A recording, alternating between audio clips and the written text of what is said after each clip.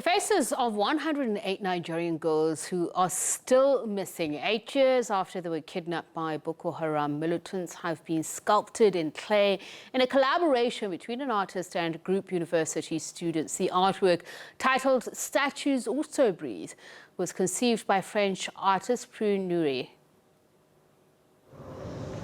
In a white-walled room, rows of sculpted faces stare into the distance. These are clay heads of 108 Nigerian girls who are still missing, 8 years after being abducted by insurgents from the northeastern town of Chibok. The artwork, titled Statues Also Breathe, was conceived by French artist Prune Nourry and is on display in Lagos. She was touring a previous piece in 2014 when she heard about the abduction from Chibok. 8 years later, they are still missing. Some are still missing. And we still need to talk about it because it's a universal, global struggle and symbol. Boko Haram militants abducted around 270 teenage girls from a school in Chibok in 2014. The mass kidnapping initially prompted worldwide outrage. About 160 of the girls have since been released. But the story has faded from the headlines. Habiba Balogun is coordinator of the Bring Back Our Girls campaign in Lagos.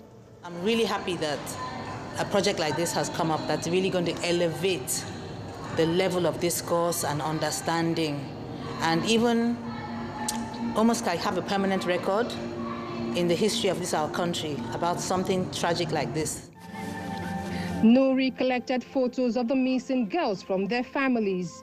They were then passed to 108 students, one for each head, who created the sculptures at a one-day workshop in the southwestern city, Ife. So we're going to transform your lines. A small group of women who were among the abducted girls and had been later released also took part, as did some parents of the missing women.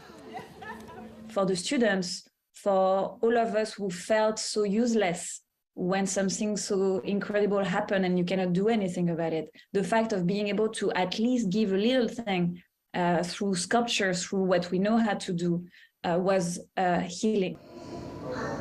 The young artist took inspiration from photographs of the Ife heads. They are terracotta sculpture made in the region centuries ago and considered to be among the country's most significant cultural artifacts. Clay from Ife was used, a substance that, according to the Yoruba ethnic group's creation myth, was used to form humans. Nourry said the sculptures will be taken on a global tour. She then hopes they will be bought by a collector and donated to a public museum in Africa. All the money made from the work will go to a non-profit foundation to finance arts and education in Nigeria. Poet, journalist and trade union activist Kunle Wizeman Ajayi joins us now from Lagos, Nigeria. Very good evening to you. Thank you so much for speaking to us. I mean, just watching that explanation of how the project came about, it's quite emotive. I'd like to hear a little bit more about this narrative, that the heads are reportedly reflective of the memory of the narrative works on the Igbo landing in Georgia, where Igbo slaves decided to drown with their masters rather than live as U.S. slaves. Why is this an apt piece of history to emulate, particularly when we look at the fate of the Chibok girls? Thank you so very much for inviting me here. I want to say that the story of the case of the Chibok girls is a metaphor for the massive insecurity that is happening in Nigeria. We are having a situation today where almost 90% of this population, whether from the south, the east, the north, north central, and what have you, are sleeping with an eye closed. And, you know, the Chibok girl case is a very, very unfortunate case since 2014. The first and foremost is that the origin of that case is that the then governor of that state, Senator Kashim Shettima, who is currently the vice presidential candidate of the All Progressive Congress, was governor.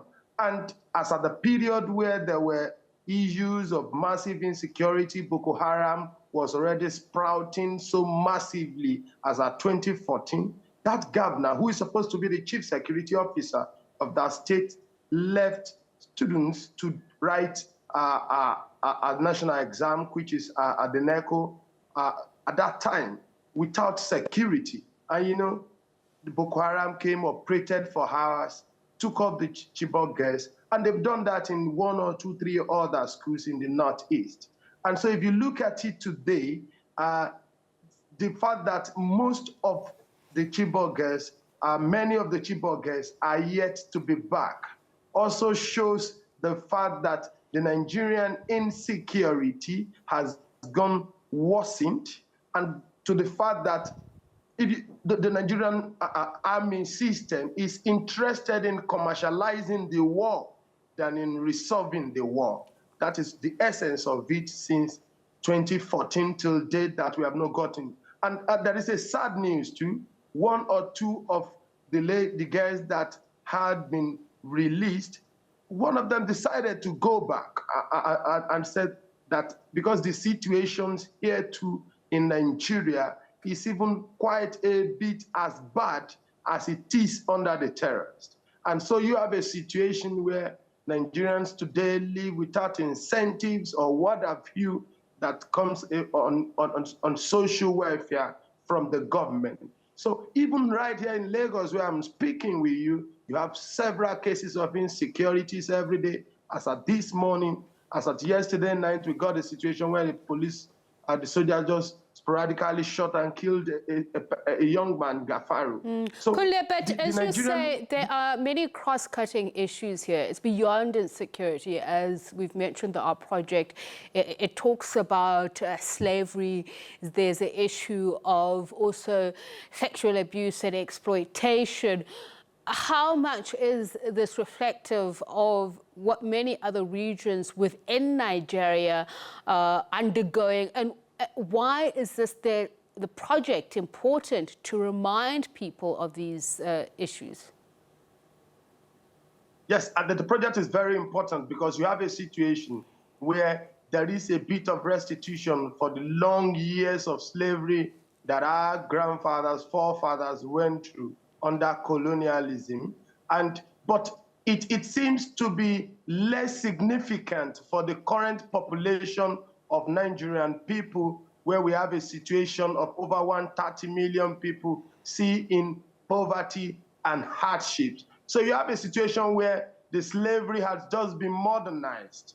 It's quite significant for us that the old slavery is coming to some restitutions, but the worst part of it all is that the current modern slavery, the indigenized slavery, has sprouted more, is giving us bigger headaches as youths, as women, as older people, as girls in Nigeria. So it's quite significant for us that there are a lot of returns from the several losses we've gotten as a people from the long years of slavery under the British colonialism and a lot of other imperialist attacks. But what matters to us today is also that it also shows the fact that our people today are being able to get restitutions from the old slavery, even with the current modern slavery that we have within the country, with our local rulers here, can also be defeated. I mean, just looking at the bust, it's encouraging in that it's of individuals, and I believe it's taken from photos. The art exhibition also featuring audio-visual mediums showing the processes involved in the making of the works, but the fact that it included members of the family members of the victims and some of the girls who themselves were later released. What impact is being hoped for with this work? Yes, the work itself generally is a very encouraging work. It also helps to also document our history as a people. And one of the things that I've lacked for a very long time, fortunately, for about 10 years now, history has been banned in Nigeria. and now it's being brought back. And so the exhibition that we've gotten as it is today is a plus, is an addition to that quest of knowing our history, knowing our immediate history. And you know, even if the history is just about a year or two ago, if there are no documentations like this in an art format and what have you, because we remember, some of us who never saw slavery, this old slavery, who never knew about it, each time we visit places like Badagry, where the slaves passed through today, and see the artworks and what it is, it reminds us, it gives us nostalgia, even while we didn't see it. It puts us into the eyes and shoes and minds of our forefathers, our grandfathers who were enslaved. And it also helps us to have some psychological determination against slavery and enslaving others.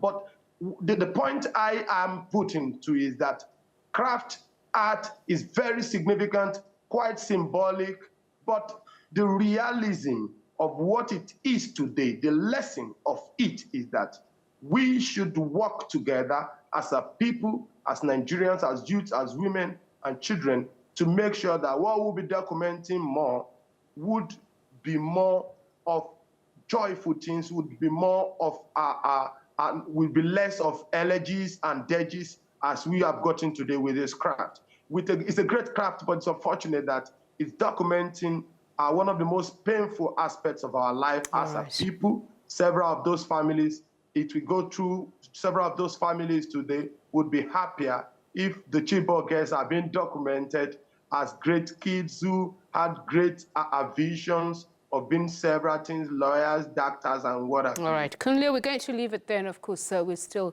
holding out hope that they will be returned alive. Kunle Wizeman Ajayi is a social justice activist.